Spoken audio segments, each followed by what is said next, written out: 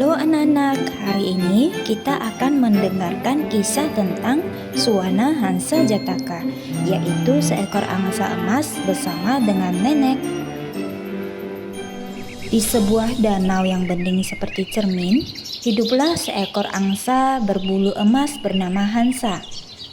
Bulu-bulunya berkilau, begitu indah sampai-sampai matahari pun terasa tersenyum setiap kali melihatnya. Hansa adalah angsa yang baik hati dan lembut, selalu berbicara dengan suara yang halus dan ramah. Tidak jauh dari danau, ada sebuah rumah kecil milik seorang ibu janda yang tinggal bersama dua putrinya. Mereka hidup miskin. Terkadang mereka hanya makan sedikit roti keras dan pakaian mereka juga sudah mulai busuk. Saat melihat keadaan itu dari udara, Hansa yang dulunya merupakan seorang pangeran, beliau berpikir dengan mata berkaca-kaca. Di kehidupan dulu, ibu itu adalah ibuku. Aku harus menolong mereka. Dan pada suatu hari, Hansa terbang pelan dan mendarat di jendela rumah kecil itu. Ibu janda itu ketakutan. "Astaga, apa yang kau mau?" Hansa cepat-cepat menenangkan. "Jangan takut ibu, aku datang bukan untuk menyakiti kamu. Dahulu engkau adalah ibuku, dan sekarang ini aku ingin membantu ibu dan dua orang anak itu." Kemudian kedua anak itu terkejut karena sang angsa bisa berbicara. Hansa tersenyum dan mengembangkan sayapnya. Kemudian Hansa berkata, "Setiap kali aku datang, ambillah satu bulu emas dari tubuhku. Jual bulu itu dan gunakan untuk hidup kalian." Ibu itu terharu, kemudian meneteskan air mata dan berkata, "Oh Hansa, terima kasih anakku." Hansa menunduk sopan dan mengatakan, "Silakan ambil satu buluku ibu." Dan benar saja, bulu emas itu laku sangat mahal dan hidup mereka pun menjadi lebih baik. Kemudian mulai timbul keserakahan. Setelah beberapa bulan berlalu, setiap kunjungan Hansa selalu diiringi dengan kebahagiaan.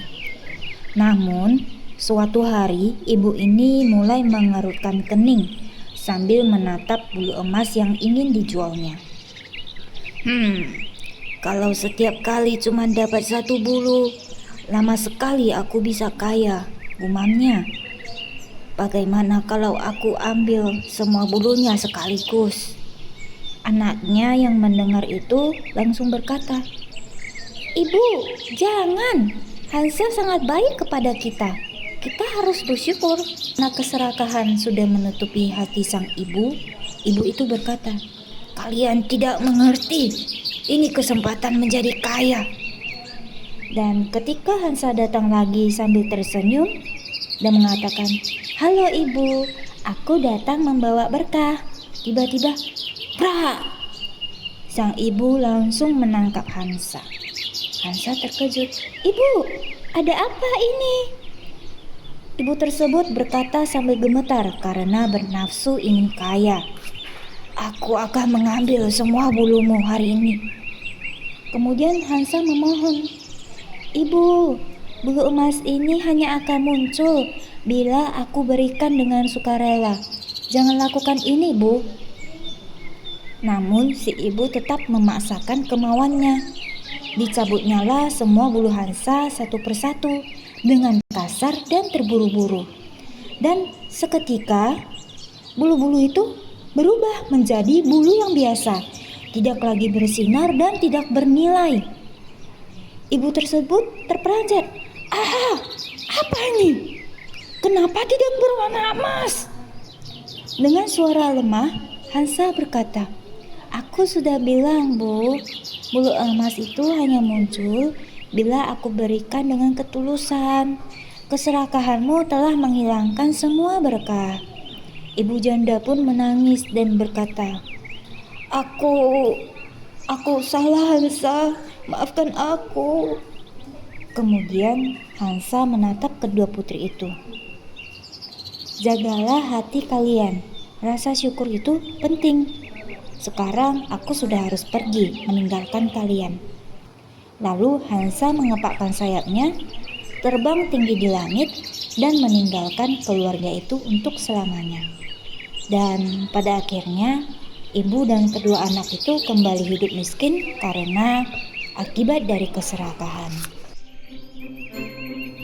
Nah, anak-anak, dari cerita ini kita belajar kalau kita itu tidak boleh menjadi orang yang serakah. Kalau kita serakah, biasanya kita ingin semuanya untuk diri kita sendiri. Dan akhirnya itu justru membuat kita rugi atau kita kehilangan hal-hal yang penting.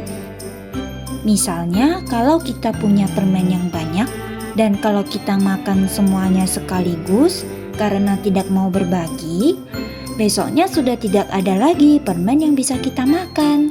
Tapi kalau kita makan secukupnya dan sisanya disimpan, maka kita bisa menikmatinya lebih lama. Karena itu kita harus belajar merasa cukup ya adik-adik semuanya. Kalau kita bisa merasa cukup dengan apa yang kita miliki, hati kita jadi tenang, kita tidak mudah iri, dan kita bisa belajar berbagi dengan orang lain. Anak-anak yang bisa merasa cukup itu biasanya akan lebih bahagia dan disayangi oleh semua orang.